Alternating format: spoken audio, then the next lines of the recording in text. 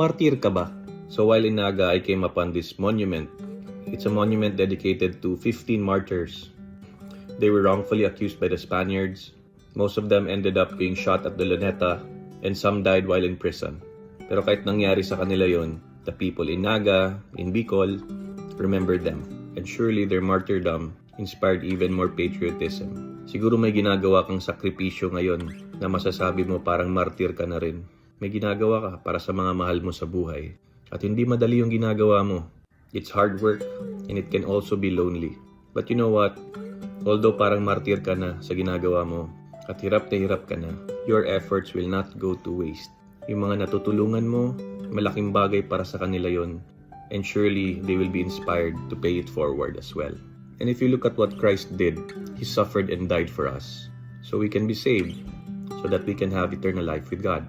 Kaya kung hirap ka na sa ginagawa mo para sa ibang tao, what's important is that you do it for love. Let love be your motivation. Let love be your strength. And know that nothing of your sacrifices will go to waste. Because love goes on. Any good deed creates a ripple effect of goodness to others as well. Kahit hindi na natin nakikita ang epekto ng sakripisyo mo, nagkakaroon pa rin ng impact yan.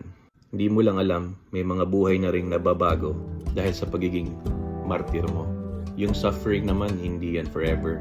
Beyond our sacrifices, there's consolation and reward. Some get rewarded here on earth for their good deeds. E di bayad na yun, di ba? But for those who sacrificed at hindi nagbunga dito sa mundo, yung blessings from your sacrifices, surely our Father in heaven will be the one to reward you.